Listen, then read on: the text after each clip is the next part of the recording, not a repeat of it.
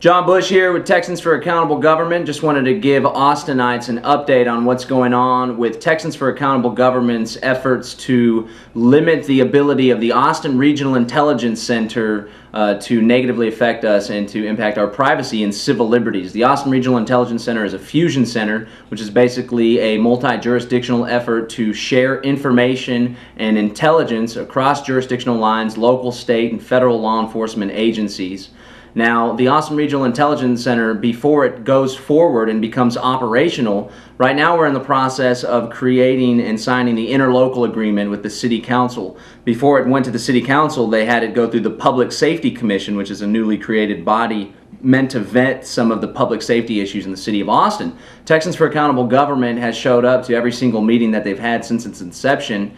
And we have showed up with massive numbers, about 15 to 20, sometimes 25 people. We've had our voices heard, but unfortunately the Public Safety Commission, our voices fell on deaf ears. They went ahead with an endorsement of the Austin Regional Intelligence Center. They recommended that the council move forward. There's a vote coming up on May 27th to sign the interlocal agreement, which basically makes the Austin Regional Intelligence Center operational. So what we're hoping to do in the meantime is send the message to the Austin City Council that there's still some key issues, some major holes that are yet to be explored fully and vetted. The Public Safety Commission, many of the members didn't even read the interlocal agreement or the privacy policy before passing on their recommendation. Well, we've read it multiple times, of course, and there's some three gaping holes that we're hoping to address. The first of which is the fact that the Austin Regional Intelligence Center will be an all-hazards fusion center. Fusion centers began combating terrorism. They went on to take an all-crimes approach where they would just deal with crimes or the potential for crimes, reasonable suspicion of a criminal activity. Now they're taking on an all-hazards approach, and the Austin Regional Intelligence Center fulfills this through a public safety mandate. And basically what that means is, on top of collecting information that has to do with the criminal investigation, they'll also be collecting information of a non-criminal nature. For example, in order to prevent a pandemic flu, they could get access to your immunization records. Or in order to track and trace a salmonella outbreak, they could go to your shopping cards or your Randall's card and see your purchases of the different meats and whatnot that you've bought. Also, potentially in the future, they could get access to your banking records if we have some sort of economic collapse or a currency crisis. And this, right now, as the Fusion Center, as it's written in the privacy policy, all of this stuff is open game. Of course, Texas law prohibits the type of information sharing with law enforcement and other health agencies and whatnot, but it's just one session away from passing a bill like that. So we're calling on the Austin City Council to drop the all-hazards approach. We don't feel that it's appropriate for Austin. We feel it'll put the city of Austin potentially having lawsuits brought up against them because this is such a blurry legal matter.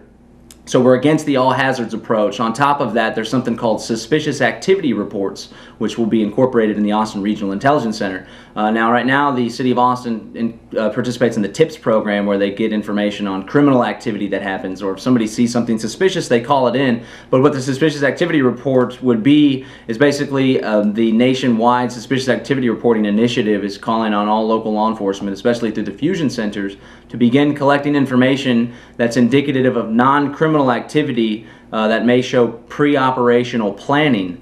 For example, if somebody's taking a picture with no apparent aesthetic value of some sort of critical infrastructure like a bridge. In Los Angeles, they did a pilot program, which they say is the model city for this suspicious activity report nationwide initiative. They actually called on police officers to collect information when people are espousing extremist views, which can be construed to be just about any type of First Amendment activity.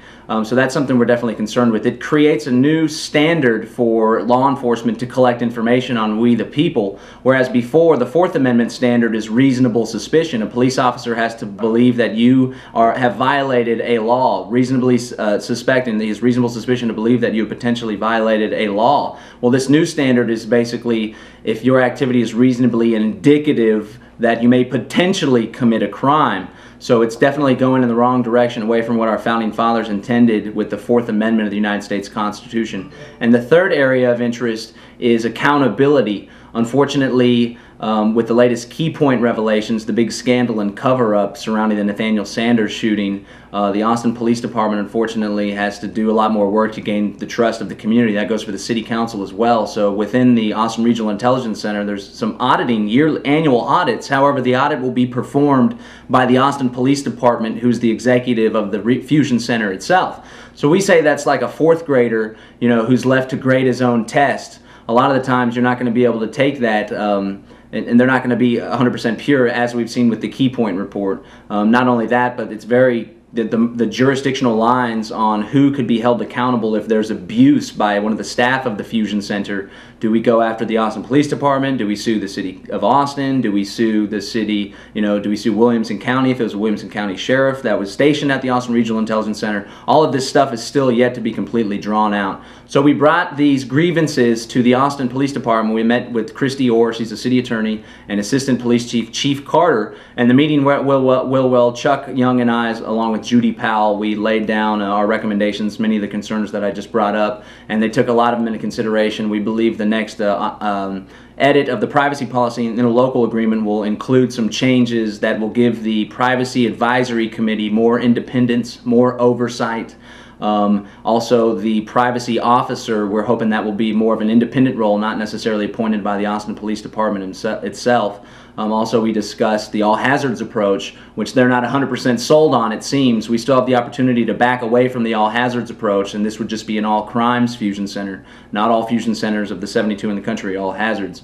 So we're definitely making some leeway. I want to give a big thanks to all the activists and supporters that have been showing up to the Public Safety Commission meetings.